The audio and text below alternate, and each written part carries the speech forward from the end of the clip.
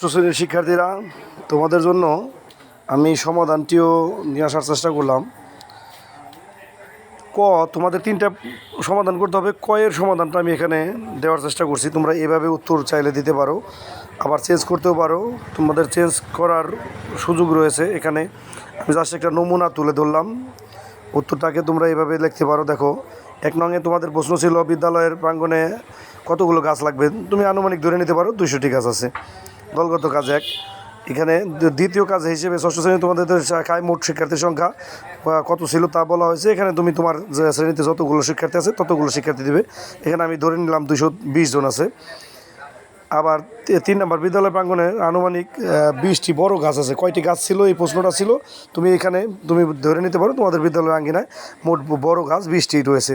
এভাবে বলতে পারো তুমি যে তোমার বিদ্যালয়ের আঙ্গিনায় 20টি বড় গাছ রয়েছে। তোমার যদি বেশি থাকে তাহলে তা লিখবে। 4 নম্বরে ছিল, অর্থাৎ তা গড়ে প্রতিদিন 20 গুণে এত সমান 5480 লিটার অক্সিজেন উৎপন্ন করতে পারে। এবার 4 নম্বর প্রশ্ন ছিল 220 জনের গড়ে অক্সিজেনের প্রয়োজন হয়। কত অক্সিজেনের প্রয়োজন হয় তা 220 দিয়ে অক্সিজেনের একজনের যা লাগে তাতে গুণ দিয়েছি। এখানে একটা পরিমাণ বেরোয়েছে। 5 নম্বর প্রশ্ন ছিল, আমাদের শাখার সকলের এত লিটার অক্সিজেনের প্রয়োজন হয়, সুতরাং 20টি গাছ কিন্তু গাছের চাহিদা রয়েছে। 4 নম্বর প্রশ্নটি এইভাবে দেখতে পারো, গরু ছাগল যাতে গাছগুলো খেয়ে না ফেলে সেই দিকে খেয়াল রাখতে হবে। তোমাকে কি সেই এখানে উত্তর দিতে হবে কি তোমার গাছগুলোকে কীভাবে তুমি যত্ন নেবে সেই প্রশ্নটির। এভাবে তুমি উত্তর লিখতে পারো যে গরু ছাগল যাতে গাছগুলো খেয়ে না ফেলে সেদিকে তুমি খেয়াল রাখবে এই বিষয়টা।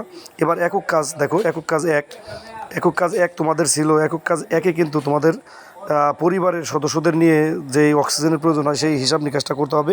সেই হিসাব নিকাশটা আমি এখানে করে দিয়েছি। দেখো, অর্থাৎ ক নম্বরে তোমার 2টি কাজ, একটা একক কাজ একটা দলীয় কাজ। একক কাজ 1-এ তোমাদের পরিবারের সদস্য ধরো মোট 5 জন, তাহলে তো গড়ে 378 গুণ 5 সমান 1890 লিটার অক্সিজেন প্রয়োজন হয়। এবার 1800 মোট অক্সিজেনের পরিমাণ এবং তোমার একজনের পরিমাণ সেটার একটা অনুপাত তৈরি করতে বলছে। 6-এ যোগাত্মক সংখ্যা বেরোলেও তাহলে 8, তার যোগাত্মক সংখ্যা বেরোলো 8, তার 8-এর বিপরীত সংখ্যা হবে -8। এটাকে সংখ্যারেখা দেখানো হবে। সংখ্যারেখা এভাবে বানাবে, সংখ্যারেখা এভাবে বানাতে পারো, এর চেয়ে সুন্দর করেও বানাতে পারো।